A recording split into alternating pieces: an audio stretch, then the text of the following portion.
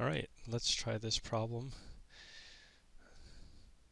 We have a solid bounded by a cylinder and three planes. Now z is equal, it's in the first octant, so z is equal to 0 is the xy plane, and x is equal to 0 is the yz plane. And this is a plane on the xy plane that would be um, just a line, but it would be swept up along the z-axis.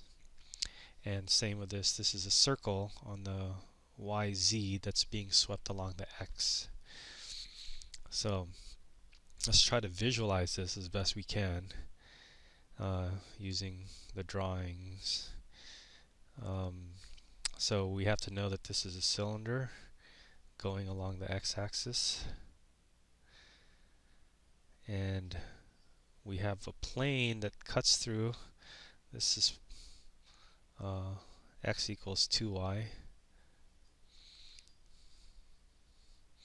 So it cuts through kind of steeply, maybe like this, and it goes up. We have x is equal to 0, that's behind there. Ooh, this is getting messy. And then z is equal to 0, which is on the xy plane. Alright. So I would imagine I would want to take advantage of this xy plane business over here when z is equal to 0 to see how this thing looks like on the xy plane. So based on this sloppy drawing, we know that x is equal to 2y. I suppose that's not the steeper. It's y is equal to 1/2 x. Kind of looks more like that. So that's one plane that would serve as probably one of your limits. The other one is x is equal to 0. So x is equal to 0 is here in the first octant. So now it's a question of whether this is your x, this is your y, whether it's going to be here or here. But if we take a look at that plane, when z is equal to 0, y is equal to plus or minus 4. So we don't have to worry about the negative side because it's just positive. So I think this is the part that's going to be enclosed right here, because there's no boundary over here for this little region. There's no boundary. So I think this is going to be our limits of integration, or this is going to help us get our limits of integration. Okay, now with respect to which one first, I don't know. We should also note that the top function, the function that goes on top, is this is the only one with a z. So if we solve for that, z is equal to square root of 16 minus y squared. We can ignore the negative side because we're in the first octant. First octant is where everything is positive. And then so this is probably going to be our limits of integration, or this is going to be our integrand. Alright, so now let's get this going first. I would probably want to write this out as the integral, the double integral over some domain. This is your domain D here, of this integrand 16 minus y squared dA, where dA is either the dx dy or dy dx. I decided to do it this way first so I can decide what to integrate with respect to, because this looks like it's either a type 1 or type 2. But if we try to integrate this integrand with respect to y first, it's not impossible, but it looks like it'll require trig substitution and all that, and you want to try to avoid things that might be difficult. So it might be beneficial to integrate with respect to x first and then y, because when you integrate with respect to x, there's a chance that you'll get an extra x out here that would cancel out, and you could do a simple u substitution. So if you integrate with respect to x first and then with respect to y last, I would draw a line parallel to the x-axis. I would enter the region here when x is equal to 0. I would exit the region here when x is equal to 2y. And then my y limits are constants. That's going to go from 0 to 4. So given that, let's see if we can finish off this integral. So the integral, the inner integral, 16 minus y squared. We're integrating with respect to x first from 0 to 2y. There's an added bonus that one of the limits is 0. And then with respect to y from 0 to 4. So now let's integrate this with respect to x.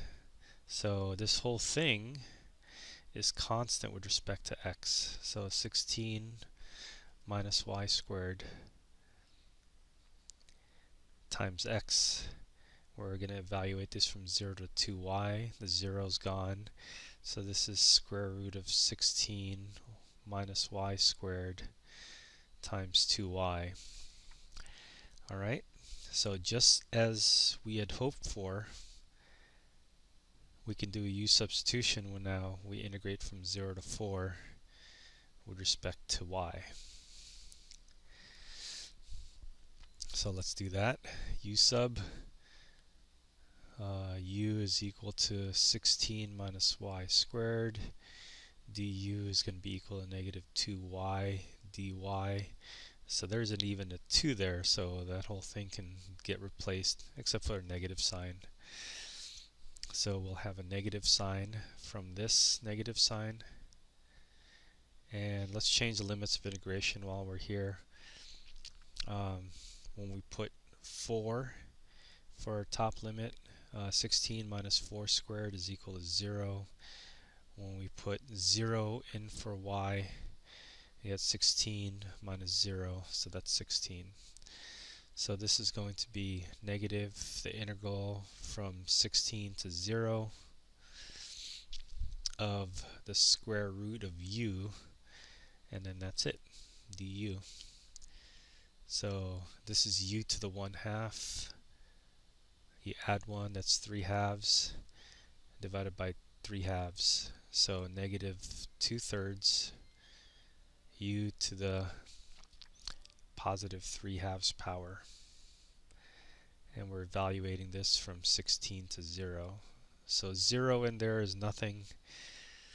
Negative, so 0 minus 2/3 times 16 to the 3/2.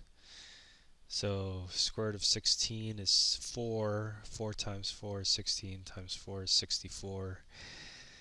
64 times 2 is 128 over 3.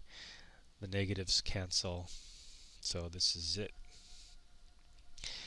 Alright,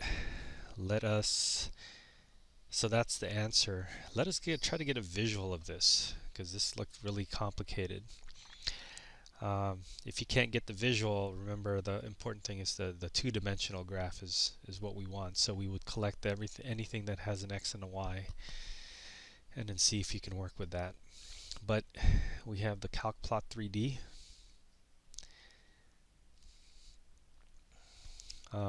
I got all the functions already set up here. Let's first start with the cylinder. This is our cylinder that we talked about. We got a plane that cuts through at an angle like this.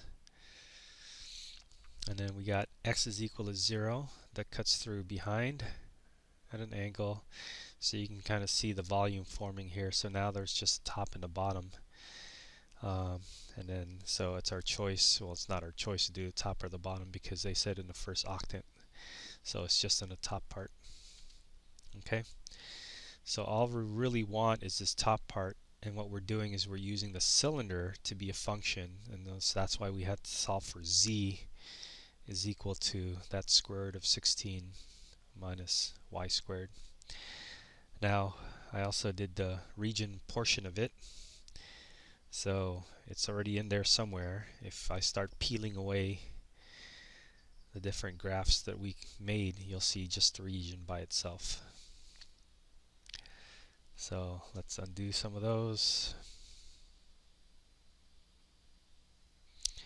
And then what we have left is that region that we're talking about that we had to look for.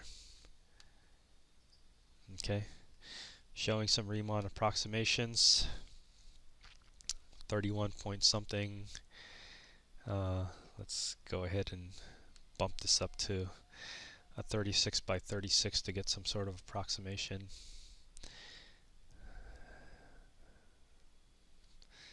39, 40-ish. So our answer was, what was it again? Oh, can't see it anymore. I think 128 over 3. So 128 divided by 3. It's about 42.6. So I would say that's fairly close.